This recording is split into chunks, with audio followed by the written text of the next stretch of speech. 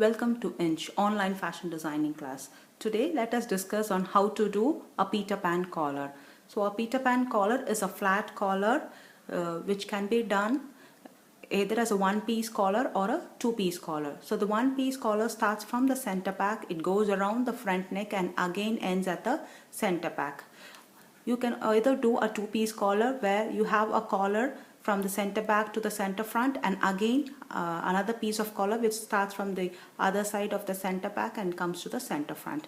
You will have two collars. So this particular collar is mostly seen on kids garments. So let us learn how to go about the marking on a canvas sheet.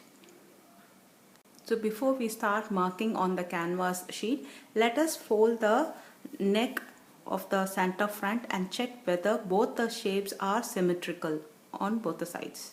Similarly, the shoulder joint has to match exactly without any difference, and the center back also has to match without any difference. So when you're drawing for the collar, never include the extension piece. So this is not required. So let us fold the extension piece inside and see to it the center back is the same without any difference. So now put the neckline flat. See to it you don't have anything loose at the neckline, so let it be flat. And now let us start tracing the design on the back side of the canvas piece.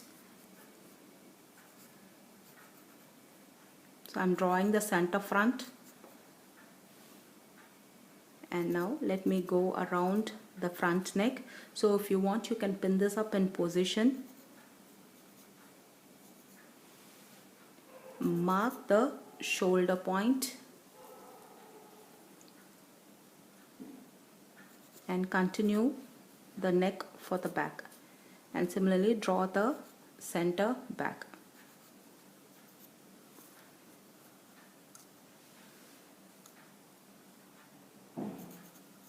So I have marked the shoulder point.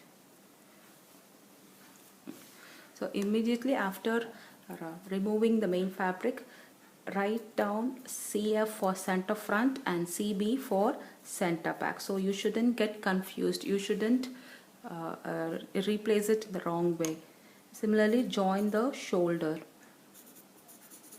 and just write SH for shoulder. And now decide on the width of the collar. Decide how big you want, either 1 inch or 1.5 inches or 2 inches, and now mark accordingly to exactly parallel to the neckline.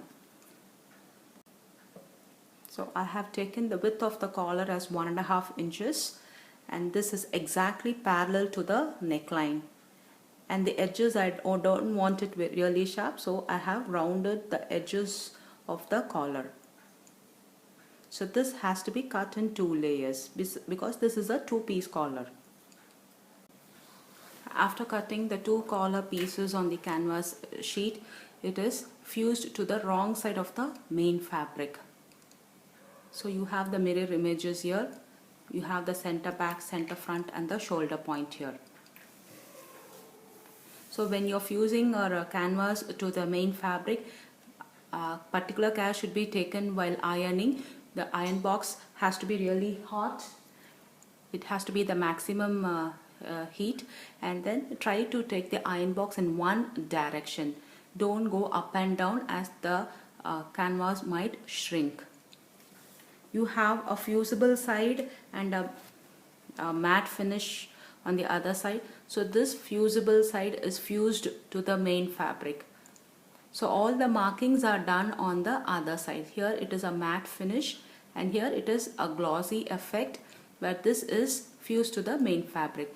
So after fusing the canvas to the main fabric, don't try to pull it out and check whether it is fused.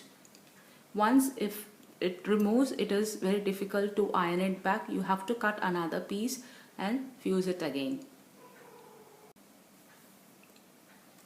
So with 2 layers of fabric with right side facing right side, I have stitched along the 3 sides of the collar, leaving the neck edge open. So this is not, the neck edge is not stitched because you need this to turn out the collar. Similarly, on the other side also, the neck edge is not stitched, but the other sides of the collar is stitched. So seam allowance is never calculated for a canvas, so no seam allowance is added on the canvas. So after stitching, you need to cut it with seam allowance all round. So the seam allowance is required only on the areas where you have stitched, so which means you don't need seam allowance at the neckline.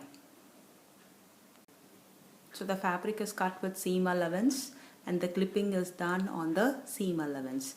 So there's no seam allowance at the neck edge. So after clipping into regular intervals, you need to turn it inside out, crease it out well, iron it flat and top stitch on all the sides. So after turning the collar to the right side, iron it out flat. So before giving a top stitch, transfer the markings of the shoulder to the main fabric. So I have transferred the shoulder marking here. So the shoulder which is very close to the neck is the back here, and the one with the deep neck is the front here. So now complete it with a top stitch all round. So put the collar one over the other and check whether it is symmetrical and top stitch. So secure the collar to the neckline. See to it you match it exactly on the center front.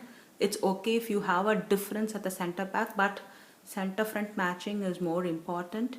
You see to it you match the shoulders exactly at the shoulder points. And now the neckline is completed with the piping.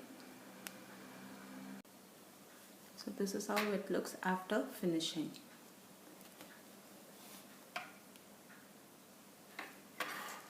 Thank you.